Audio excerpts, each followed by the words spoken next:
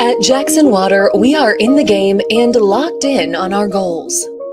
Every day, our dedicated teams are hard at work, ensuring that clean, reliable water flows to every home and business in Jackson. We are not just fixing pipes. We're investing in a brighter, more resilient future for our city. Jackson Water, water for all the time. Hello, everyone. Thank you so much for joining me for WLBT Plus. My name is Kara Shirley, and my volume is really low. Let me turn this up a little bit. All right, let's start over. Hi, everyone. This is Kara Shirley with WLBT Plus. Thank you so much for tuning in. We are continuing our series of interviewing local mayoral candidates. Yesterday, we had Kathy for Flowood, Kathy Smith, and now we have with us today Mr. Greg Wilcox. Thank you so much for joining us. Thank you, Kara. I appreciate you so much. I was just looking whenever I walked in. I said, Kara, we got the same memo. We got the yellow shirts on. Right. So I'm thinking, okay, was this just for pollen day or what? So, but no. Well, actually, my shirt is white. It's okay, yellow from the pollen. Yes, gotcha. Yeah, gotcha. No. Well, thank you for having me. And I appreciate you so much for coming in and spending some time with us today.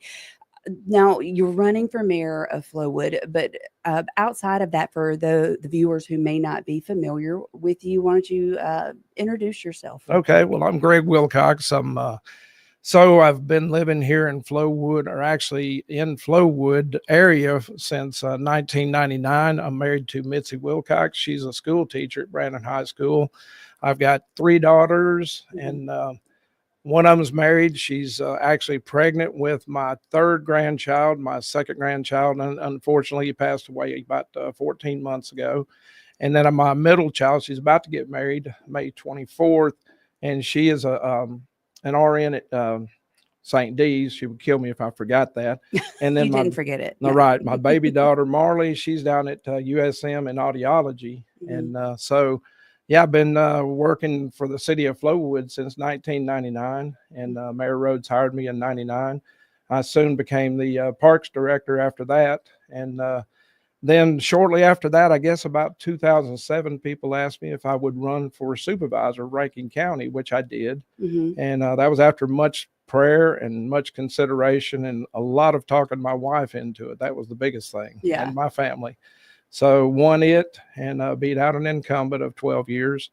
And I did that for 8 years as a Rankin County supervisor. But while I was doing the parks director piece of it, so I was able to do both at the same time. And then I retired from the city of Flowood in 2019, actually right at the beginning of 2020, when Mayor Rhodes asked me if I would retire and take over the Flowood Chamber. So mm-hmm. I did that for a year and try to market businesses during COVID. Was a tough piece. It was a tough cookie, when everyone was shutting down and losing employees and stuff like that. But, yeah. And before all that, so what really started me off back whenever I was 17 years old, I joined the Air Force and did 6 years stint in the Air Force and was security police for 3 years. And then I retrained over into Parks and Recreation, no less, which that's how God catapulted me that many years later into Parks and Recreation. Yeah. So, well, thank you so much for your service in the Air Force. We appreciate that. Oh, yes, absolutely. So you retired from one position in 2019, and then now here we are, 2025, and you're wanting to step back into the leadership role within the city as mayor. Why do you want to be mayor? So, I ask myself that daily, I guess, and that's what I asked at the front end. I did not really want to get back into politics. I mean, just being forthright, but every time I'd make a turn, it was like someone would come to me asking me if I would please return back to the city of Flowood and assist not only with the employees, but also just the way that the city is going, I guess. I mean, it's going great. Don't get me wrong. Mayor Rhodes and his team has done well. He surrounded himself with great people. But we do need some, as anything, like if your house, if you leave it the same way, you need to upgrade and you need to revamp. So there are some changes that I would like to see and other people would like to see for the city of Flowood. So after a lot of prayer and consideration, again, my wife was so hard against it, but I had a prayer warrior out there that she is very much in tune with God, as I am, but she kept telling me for over a year, you're going to run for mayor. And I said, no, I'm not till my wife says I can. So at the very end, right before, I mean, it was probably around December, the end of December. And my wife woke up one day and she said, I want you to run. So, and got my family behind me. And like I said, again, it's all about your heart, you know, and I love the city of Flowood. I've put about 20 and a half years through in it, boots on the ground, working with the people, working with the alderman, working with the mayor. I was actually the mayor's assistant 2 years before I even retired from the city. So, you know, I learned how to basically be a mayor in just in, you know, in all those years, not only through his direction, but just going out and talking to the public and meeting with the businesses and stuff like that. So I was already doing a lot of the stuff that the mayoral duties would encompass. Yeah. Well, one question I was going to ask you about campaigning, but there's Yes. before I jump into campaigning, whose silver truck is that on Lakeland that has that big sign of yours out there? That would be my truck. I'm actually in a borrowed F-350 right now, because when people see me pull up in that, they're like, man, you make way too much money. I'm like, no, this is just borrowed. So mine is the 08 F-150 sitting out there on Lakeland Drive. But I've got friends that I've got a lot of friends, a lot of supporters in this, and they wanted to build 2 banners and place that out. It's 9x14, so it's massive. It is big. It's big. Is. And I remember driving by the first time I saw it and seeing the truck attached to it. And I was like, that's brave. It is. Well, and I'm glad you said that, because the city of Flowood is safe, you know, and I feel safe. Do I think that something could happen to it? Absolutely, I do. But because, you know, nowhere is 100% safe, but I can assure you that the city of Flowood is a safe place to not only own a business, but to reside. That's the reason why I moved my family over to Flowood. And, you know, it's, I feel very secure with my truck out there now while I'm on air now. So all of a sudden somebody knows it's mine. But, you know, bottom line of it is, I put everything in God's hands. You know, if it's meant to be, it's meant to be. And my thing of it is, and it's really legal whenever you have at least a truck hooked to a trailer, because you can't just leave a trailer sitting out there unmanned like that. So, well, I always thought when I drove by, I saw that big old truck. I was like, that's brave. Yes. Brave. But as you say, you know, you're talking about the safety in Flowood, how Flowood is a safe place. It does kind of stand testament to your belief in the police department. That's absolutely right. Yes, because like I said at the beginning, when I joined the Air Force, I went in for 3 years wanting to be a police officer, and thought that's exactly what I wanted to do. And I did 3 years of it and got awarded many decorations through it and stuff. But all of a sudden, God did have a different plan for me to get over into Parks and Recreation. I did 5 years at Ellsworth Air Force Base in South Dakota. I had to get used to 4 to 5 feet of snow, you know, every year. But that was kind of different coming from Mississippi. Does not sound pleasant. Well, you know, after you live there for 5 years, you get to know the people, and great people in Rapid City. But then they took me over to the Air Force Academy for a year, and I ran the Parks and Recreation over there. And then I decided to get out and come back home. And, you know, just like I said, over the years, I've been able to, after getting out, I started my own business and things like that. So I've been a business owner, and currently am a business owner after I got out of being the Flowood Chamber Director.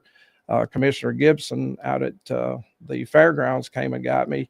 And for the last 4 years, I've been the Midway manager and also special events coordinator out there. So been learning a lot of different things, building my resume, and actually meeting a lot of people that helps me to basically put this resume together to be the mayor of Flowood.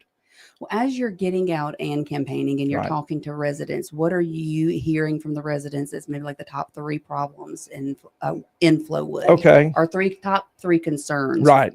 So number one, I mean, without a doubt, number one is too many chicken places. I mean, they'll say chicken strip row. And I just kind of step back and I'm like, look, you said it, I didn't. I know we do have quite a few, and I guess with that comes along with you've got brick and mortar that has to compete against Connex boxes, that basically because you got millions of dollars worth of infrastructure over here, and businesses that compete against some, and not to say bad about the businesses themselves, but they just don't have a lot invested in that.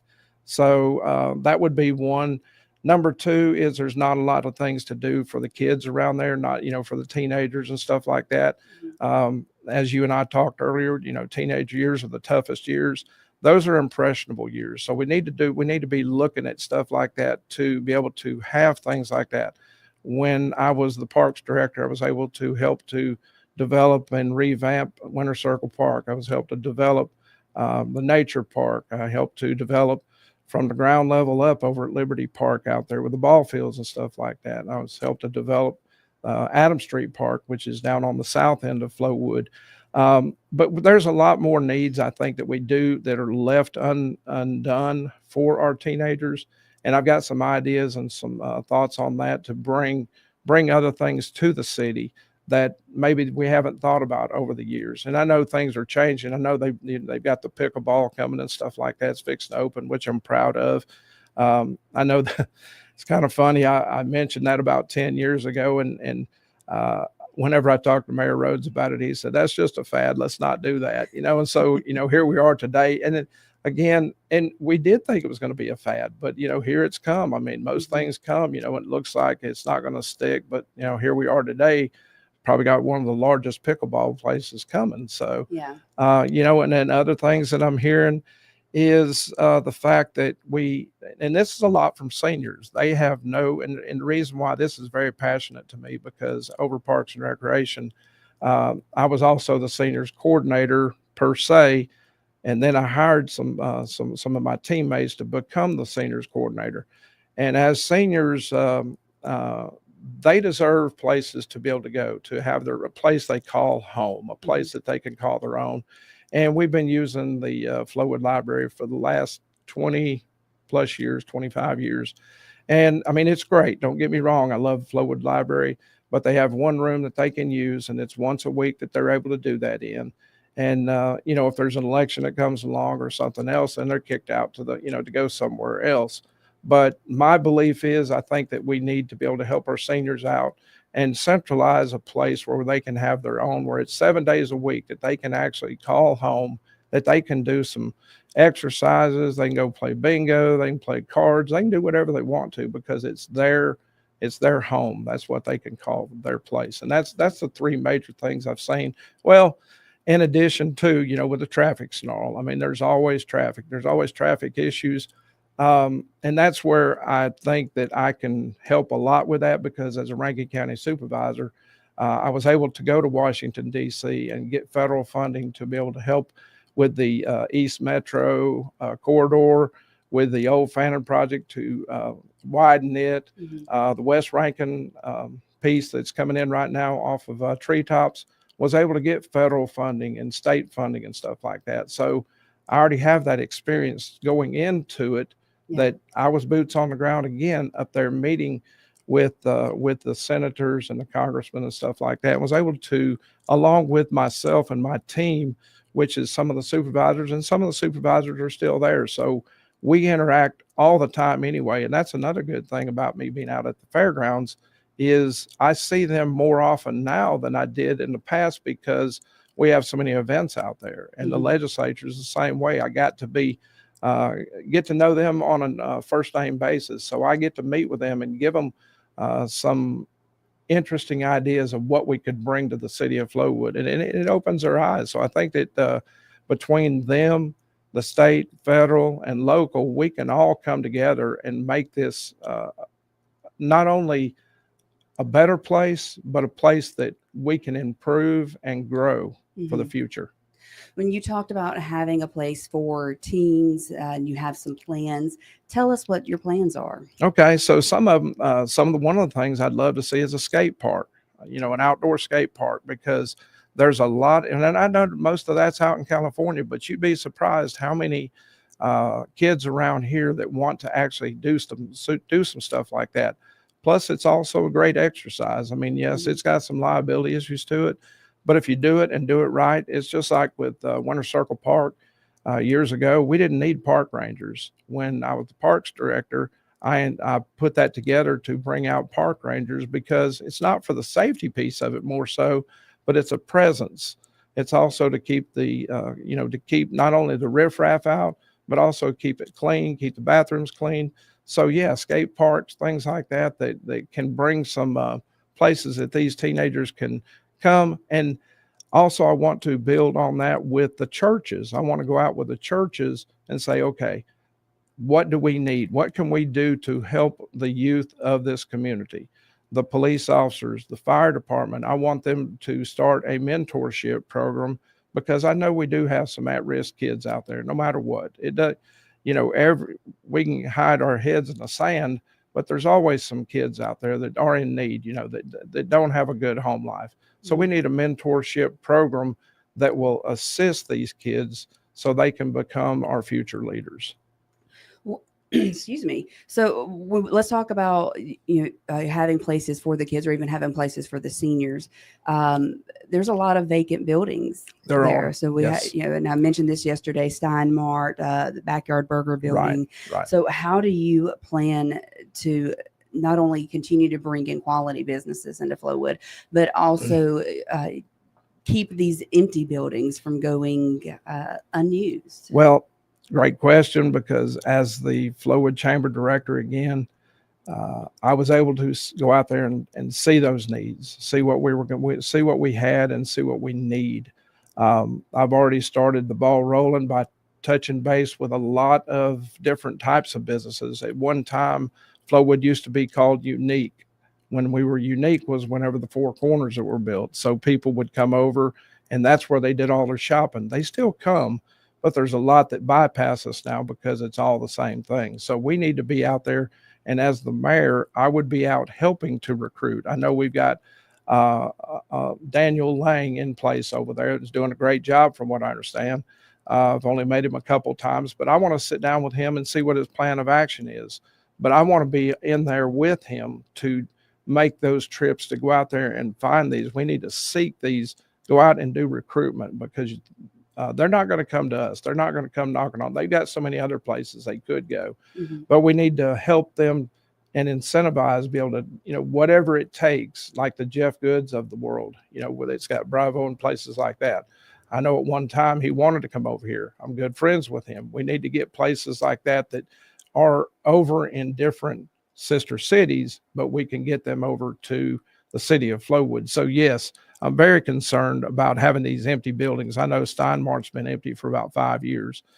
I had somebody ask me the other day, why didn't they just make the pickleball court in Steinmart? Then it would have been 24/7. Then you had it, undercover. Well, it's not for me to, tell them why they could or could not.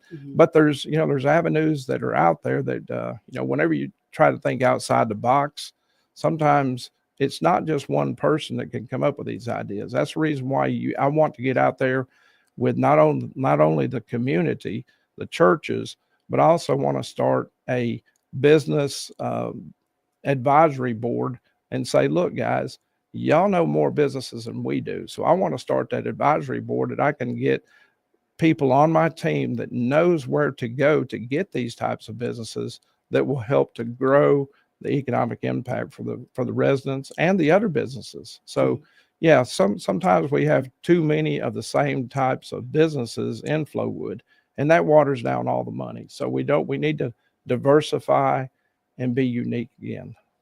You talked about working with the churches and things like that.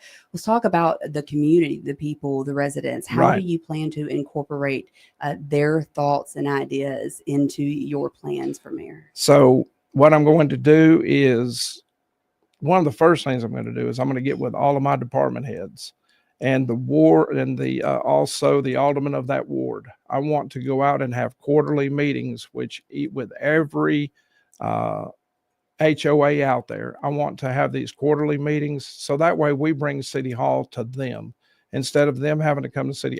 By all means, it's an open door. I want an open door policy for everyone. I want them to come to City Hall. But also, I think sometimes they feel better if we go to them. Let's find out what are your problems? What are the needs? What can we do to help you? So that's going to be, one of my main visions, is going out with my department heads and making these people understand we we work for you. You don't work for us. We work for you. Mhm. And that's the reason why they pay their taxes. I mean, again, it's all about community, because when you have the community, you got the businesses. And if you don't have the businesses, you don't have the community. And if you don't have either one, you have no economic impact. Right. Well, and you speaking of having the community, there's no town center, town or a city center, town Right, hall or right. square or anything like that. How do you promote the community and a sense of belonging with everyone without that? So I know we've got a couple of pockets out there. I know right over there behind off of East Metro that they're building up right now. And I know that's on the plans too. And I'm hoping it has not changed. They were going to do like an amphitheater type thing, and it basically be more of a center point for the city of Flowood. And again, until I become mayor, I'm not privileged to what's going on the middle of that piece of, I don't know if it's changed any or not, but I do know that that's a great place to have something like that. We've never really had a parade in Flowood with the exception of Laurelwood. I mean, we have a Laurelwood parade. We'll have a parade over behind Northwest Rankin, small parades, but things like that brings synergy and brings communities together. So yeah, there are some pockets down on Adams Street, which is the south end of Flowood. There's a lot of advantages that we can bring down there. I know there's some businesses that are coming up right now, but I believe that together with the community and the government and other people, and the churches, we can bring Adams Street back as it should be. And again, that's knocking on doors and talking to real people about it's kind of it's one of those that we actually have two ends of Flowood that we can develop like that into a community-based feature and really all come together as one. So another piece of that is when I was a parks director over there. So we had all these events and stuff like that. There was many, many, many events. We had Flowood Family Festival. I remember whenever we brought Brad Paisley, Keith Urbans, Ronnie Millsap, Little Big Town, just to name a few. That was done 100% paid for by sponsorships. And when you can get out there and these businesses believe in you and believe that they're working together with the city and it's for the community, then everyone wins. And that's what I want to bring back. I know that the Flowood Festival is continued on, and I'm glad it has. We lost one, which we called Kids Night Out. And that was an alternative to Halloween. And I think I'd gotten it up to about 7,000 people, myself and my team, to about 7,000 that were coming in for that one night event. And you got to admit, that's not all of them from Flowood. These are people but they just want a safe environment. That's all they wanted, was a safe environment, whether they're from Jackson or Madison or Richland or Pearl, wherever. We just want to make sure it's for the kids, because when you bring kids, you get the mom and dads, the aunts, uncles, the grandmothers, the grandfathers, so all of that equals people that just have a love for the city. They may want to move there. They may want to have a business to move there. So you never know what impact you're having just by having some of these events and some of this togetherness. So love that. Well, let's talk about the faults of Flowood. There's a lot of things good in Flowood. Flowood's got a lot of great things going for it. Right. But what would you say is a fault in Flowood, and what are your plans to fix that? So I think Mayor Rhodes has done a great job along with his team. But again, I think he surrounded himself with great people, great leaders. Some of them have passed away and gone on, Gary Millers of the world, Johnny Taylors of the world. But I think that what it did, we grew so fast. I'm talking so fast, and they did a great job on Lakeland Drive to expand it and everything else. But I think that we need some other arteries to be able to get people off of Lakeland Drive, because it becomes a snarl. Then all of a sudden, and we are doing that. I mean, like I said, again, over by Treetops where we're connecting with Pearl, we are doing that right now. But I think that with a snapshot overview I'll be able to see if there's any arterial other places that we can move to take some traffic off of that. That's, infrastructure is the key to success of the city, because if you got pre-planning ahead, then all of a sudden you maybe can keep up with. And just like, I mean, that's the same way with schools, because schools can only build so much, and then all of a sudden they're busting at the seams. So it's the same way with a city. You got to stay ahead of the curve. But that's where my expertise comes in again, with going to Washington, D.C. I've already been there probably 5 or 6 times, meeting with these people as a supervisor, knowing these legislatures first, first name basis. I've got cell phones with most of them in my phone.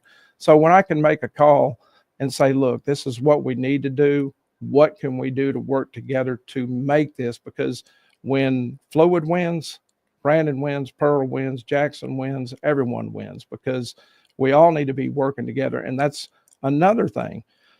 So when and if I win this thing, what I want to do is I want to start basically a meeting, and they may already be doing this. I don't know this, but every several months, I'd like to start a mayor's council, basically of all the metro area coming together and saying, okay, guys, this is what we need to be doing. This is what we need to be working on. So we're not fighting against each other. And I don't think they're fighting against each other. I just don't think that we're working for the bigger picture for all of the metro area. So I had the privilege of interviewing a majority of the Jackson mayoral candidates. Yes. And I heard several of them speak on wanting to do something along those same lines, right, of kind of banding together. That's it. With we need mayors. to. I mean, because we work for the people. These are the same people. I mean, they're afraid to go over in Jackson. I understand that. I can tell you that as of 3 years ago, we have strengthened the fairgrounds after the mud bug incident. But as sad as it was, it also made everyone aware that, look, we've got to strengthen the fairgrounds, and it's been the best it's ever been. I mean, it is the cleanest, safest. We've implemented all kind of different policies that make sure when you come to the fair or Dixie National, you know what you can expect. You've got policies and procedures, and we love people to come. And the same thing for the city of Flowood, because anything could happen. We don't want it to, but anything could happen. So as long as you're being proactive, then all of a sudden you can hopefully stop a lot of stuff before it gets there.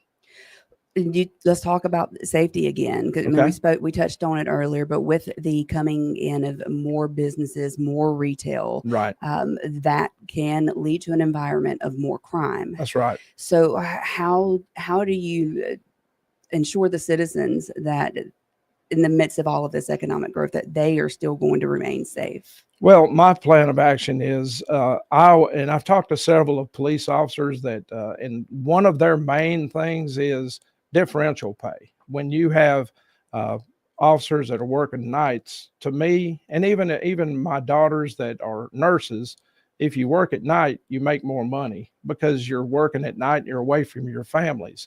So if you're working at night as a police officer, sure enough, you should probably be making differential pay for working nights because you are away from your family. That incentivizes and helps to retain more officers. So just because you have more officers, though, you just doesn't mean that you're very safe. You got to have trained officers. Excuse me. You're good. So with, again, being out at the fairgrounds, I've learned a lot of new technology that has come down the pike because, the state, they get to see more things before everything else comes out. So I do have plans bringing some stuff from what I've learned from the fairgrounds, and because there's experts over there, and I'm talking about people that are out there governing or basically overseeing the entire state. So there's technologies out there that I want to implement in the city of Flowood, because that's only going to enhance our police force and our fire department, because both of those guys, they are our anchor. They're our anchor of the city of police and fire. Because if we don't have good, great officers and firemen that are trained well and know what they're doing, and I'm not saying they don't, I'm just saying that we can bring new technologies to enhance that. So, and does that mean that we need to increase the number? Absolutely. But we've got to find ways fiscally responsible to find the ways to get those numbers there. And I've got a plan to be able to get that there. But again, to be able to implement that plan, I've got to be able to get in there. So that's the big key. And I don't want to share all my secrets of it because I will open up this one because I did have one secret, I got out a little bit on, and because I want transparency. I'm huge on transparency because at one time, forever, we never had our board minutes on the website. Who doesn't have that? And I'm not saying, bad things. I'm just saying that it's in this day and age, who doesn't have the board minutes on the website? Well, I requested about 3 weeks ago for board minutes for the last 10 years. And then I heard that someone else had. So the next thing you know, they went and copied and then scanned everything in, and now it's on the website. So if I can do that before I become mayor, there's one other thing I would like to do, and I'm going to do this, is as I was a supervisor, years ago, we implemented live streaming all of our meetings because I think that people, everybody wants to come to the city hall and sit through a meeting. But if they want to watch the meeting, they can sit in their recliner and watch it live, or they can go back to it in a couple of weeks. So I think live streaming is, like you and I were talking about a few minutes ago, that is today's society. That's where the future is. So we need to be transparent. We need to be transparent in everything we do because that's taxpayers' money. This is not, I'm a taxpayer, you're a taxpayer. I want to know where my money's going to, and everyone else does too. So, it's, there are things out there that, again, that's technology that it's like these computers. They're already outdated by tomorrow. So let me get back. Let me get back to one thing. I did want to talk about the senior center. So the senior center, I do want to build. A lot of people ask me, so how do you plan on building that? And I said, well, most people don't realize when they come to the city of Flowood, you've got the 2% tax. You got a 2% added on tax. So you don't pay 7%, you pay 9%. So that 2 extra percent is food and beverage tax. So the beverage tax, 2%, goes straight into, can only be used for Parks and Recreation, Flowood Chamber, and the refuge area. So Senior Center falls under Parks and Recreation, and yearly, and I just got this verified by the city clerk the other day just to make sure, and we receive about $4 million per year just in 2% tax.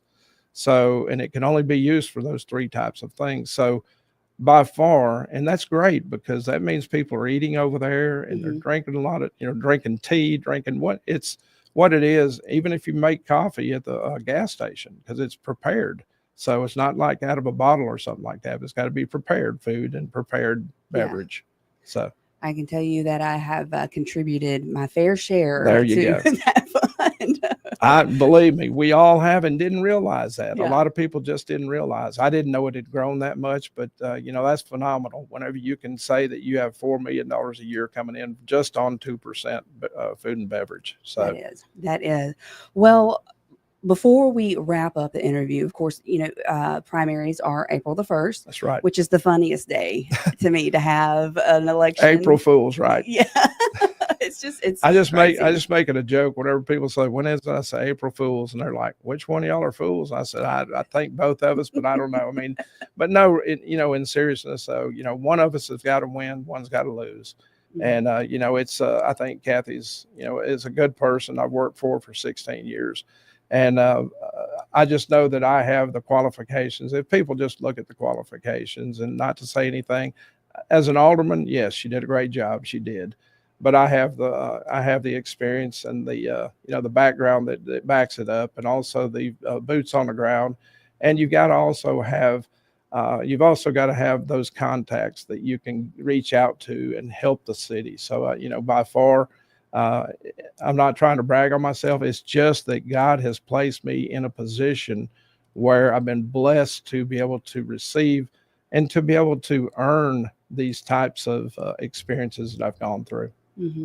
Well, tell everybody, which you just kind of did there a little bit, but just give your one last shot, I guess, if they're on the fence thinking about voting for you or not. Tell them why again they should vote for you. Well, my thing of it is it's all about the heart. All about the heart. And I love the city of Flowood. I love the city of Flowood so much that I worked there from 1999 all the way through.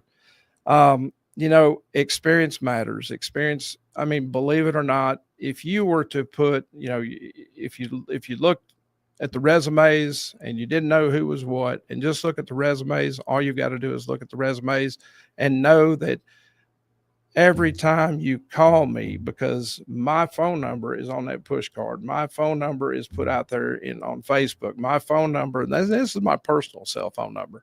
I don't get in there to hide. I get in there to work for you. And if you call, believe me, I will come. And if I can't come, I can assure you, I'll find a way to get things done.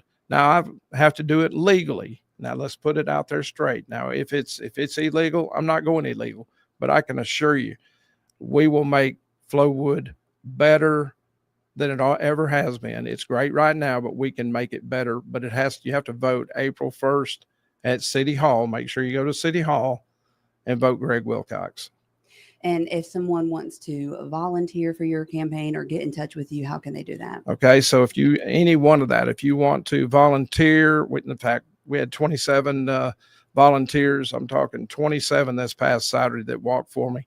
And all they have to do is call my cell phone number at 601-624-8645. That's 601-624-8645.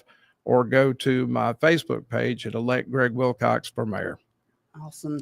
Well, Greg, thank you again so much for coming in and spending a little bit of time with us here on this Tuesday, getting ready 1 week away. 1 week from today. That's correct. From today. Wow. Time certainly does fly. It does. It has. And the reason why it is April 1st is because Kathy and myself both went Republican. So we're primary. It's one and done. Mm-hmm. So we'll go to the general, but whoever's in the general election, they need one vote. So yeah. Well, hopefully one of you get that. No. There you go. Well, Greg, again, thank you so much for coming in. I will be back tomorrow at 1:00. Today, though, at 2:30, our First Alert weather team will be in here to give you the details of your forecast. It's supposed to be nice for the rest of the week. Still have that iffy on Saturday. On Saturday. Right. That's right. So you want to make sure you're here at 2:30 to get the details from our First Alert weather team. And then, of course, join me again tomorrow at 1. Greg, one more time, thank you for coming in. Thank you, Kara. I appreciate it. And I hope all of you have a wonderful day. I will see you tomorrow. Bye-bye.